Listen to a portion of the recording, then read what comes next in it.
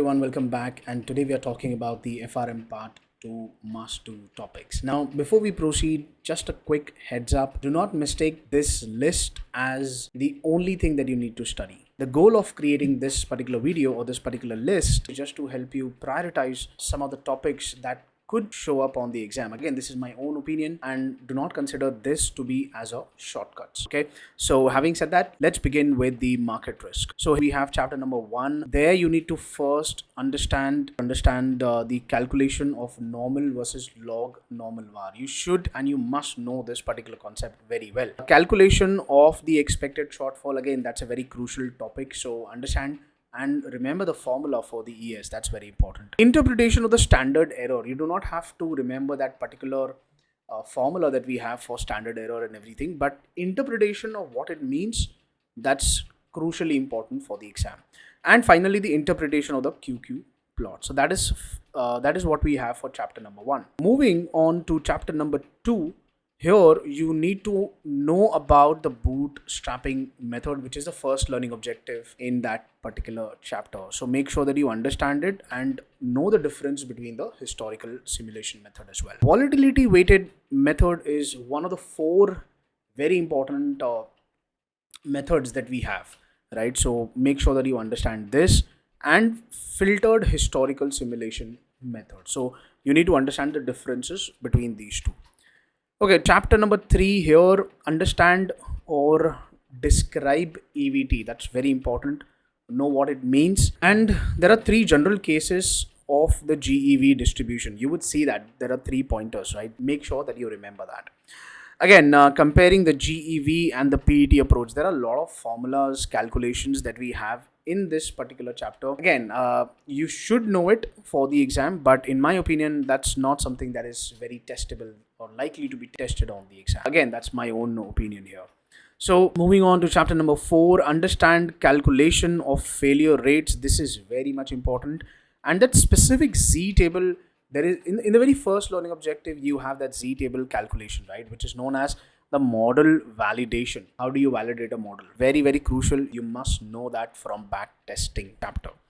Basel penalty zones, that is something that we have it here. Again, you can actually refer to the crash course notes for this chapter. I have this crash course on YouTube as well. You can check it out on my channel for this particular chapter. Backtesting has been a very important topic for the overall exam. So there are new chapters that we have for backtesting. So make sure that you understand backtesting very well. Moving on to chapter number 5, you should differentiate. Again, I'm saying differentiate between principal, duration and cash flow. The different mapping, the VAR mapping methods, very, very important.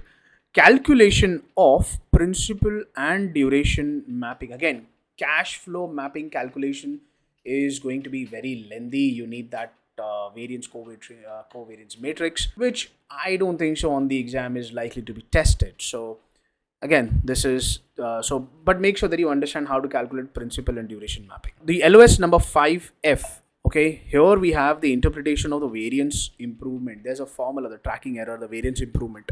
That is crucial. Make sure that you know that. And just a very, just as a side note, do not worry about the non-linear and linear derivative. So there is a non-linear versus linear derivative. Do not worry about the calculations of that. Okay, I don't think so. The calculations may show up on the exam. So you can, okay, so huge calculations may not show up on the exam. That's something that is just what we have. Moving on to chapter number 6, it's a new topic, really cannot say, which is very much highly testable. So make sure that you understand each and every learning objective. Highly testable. See, whenever GARP adds new things on the subject, there are high chances that they can actually test you from that particular chapter.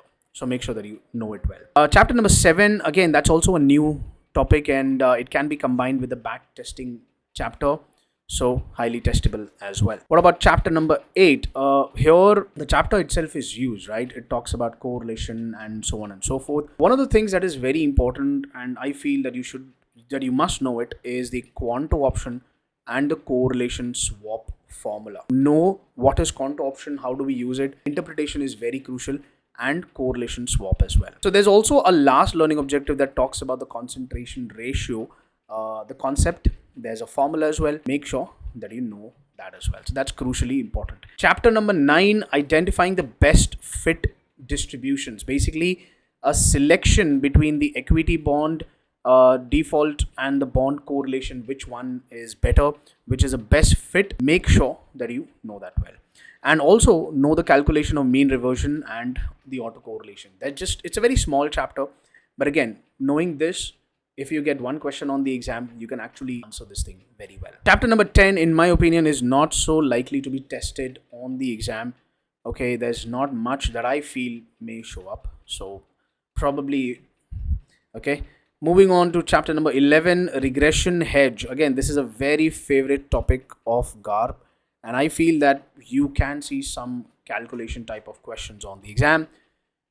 Make sure that you know the formula, and if you know that particular regression hedge calculation formula, you can calculate the beta as well from the same formula, as well as how much of the face amount or the face value that is needed.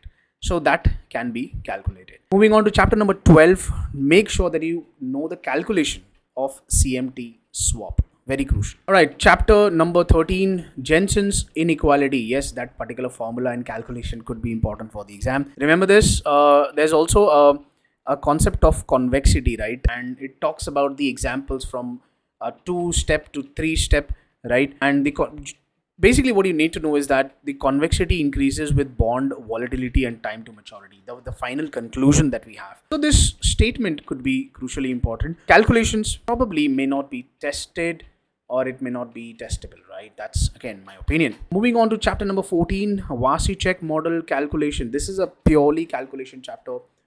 You must know it. Okay, this one and the next one, very, very important. Vardeez model calculations can come. Holy model, yes. Calculation of expected rate in T years, which is LOS number 14G. Make sure that you know this particular, how to calculate expected rate in 5 years, 10 years, 15 years. This is very crucial. So calculations are super important here. Chapter number 15, CIR model, Cox Ingersoll Rose model, crucially important. What do you mean by terminal distributions and how the different models behave? Know this particular concept. Model number 3, which is the first learning objective, know what it actually means.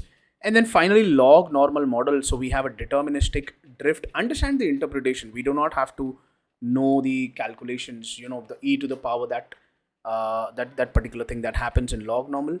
Know that particular thing. Chapter number 16, new chapter, testable, cannot comment on it. You must know the Vardeez and the Gauss plus model. Chapter number 17, full chapter is important. I can't tell you, okay, this is important and that is important. Just do it. You have to do it. You just cannot afford to skip this. Chapter number 18, again, full chapter is important.